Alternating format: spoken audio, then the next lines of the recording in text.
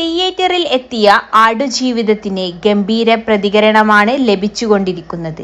നജീബായി വേഷമിട്ട പൃഥ്വിരാജിന്റെ career best performance ആണ് ആടുജീവിതത്തിലുള്ളത്.